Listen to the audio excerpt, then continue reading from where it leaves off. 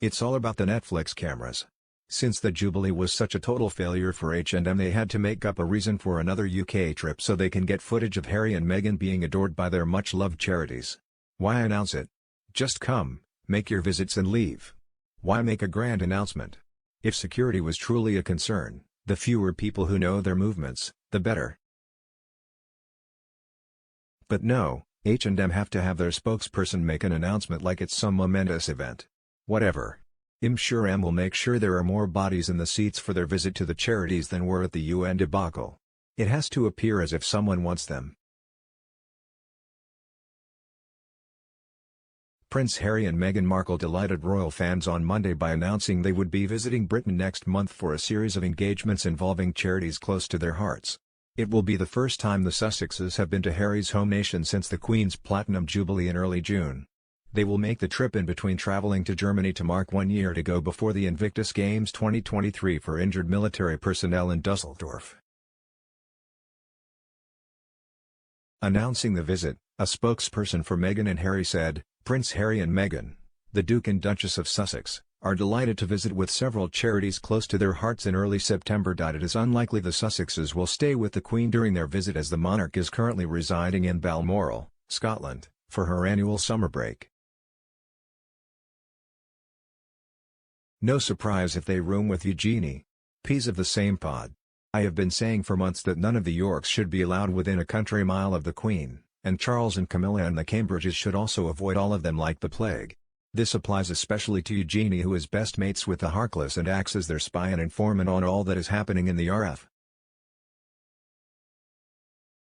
This is the sweetie never forget who cropped the final photo on the 4 with children on the balcony with the Queen, cutting off both Camilla and Catherine before posting it on Instagram. What happened to her supposed move to Lisbon?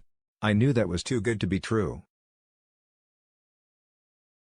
Instead, it is thought Harry, 37, and Meghan, 41, who employ a team of private bodyguards after losing their status as internationally protected persons since they quit their royal roles, will stay in Windsor. The Duke and Duchess of Sussex already have their own regal residence in the UK, Frogmore Cottage, where Princess Eugenie, 32, and her husband Jack Brooksbank, 36, were recently living with their 1-year-old baby boy, August.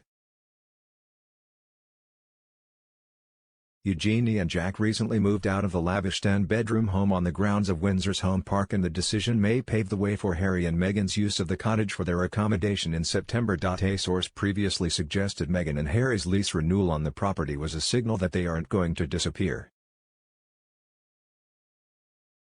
Harry is using Frogmore to hold on to his diminishing grip as a relevant member of the royal family, and holding on to his totally unsuitable Counselor of State title was the only reason he renewed the lease on Frogmore. The press needs to stop reporting the BS from their PR team. The UK is not interested in them. After all the lies they've told and been proven as lies, they just need to shut up and go away. Our poor Queen doesn't deserve all this stress and unrest at her age. She should be able to enjoy what's left of her life in peace. They said, by agreeing to extend the lease, and with Jack and Eugenie focusing on Portugal, they have a firm presence smack bang in the middle of Windsor Court where it is all happening. They can now come and go anytime they please. The coming year could be one of the most tumultuous in royal history, and the Sussexes are making sure they have a foothold in Windsor. Harry, who in court documents has claimed it is not safe for him and his family in the UK, is currently suing the Home Office over its refusal to provide him with automatic police protection and access to intelligence every time he visits. He has also begun a separate legal action over the refusal of the Home Office and Metropolitan Police to allow him to pay out of his own pocket to hire specialist police protection teams. Royal sources believe it is almost certain that Harry, 37, and Meghan, 41, will want to meet the 96-year-old monarch, not least to bolster the commercial value of their brand. But it is not clear yet if the Queen will have time. There are a lot of moving parts to deal with in those days, one source said. The Daily Express understands there are currently no plans for the Sussexes to meet the Duke and Duchess of Cambridge.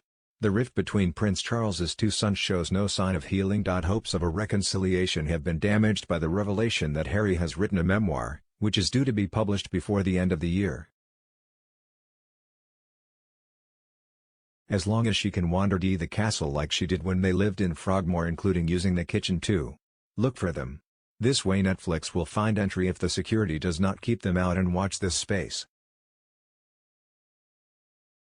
They are strapped for cash. Let's look at the award themselves. An award, in fact the USA report that they bought it. Today we read Travelist has closed along with MX.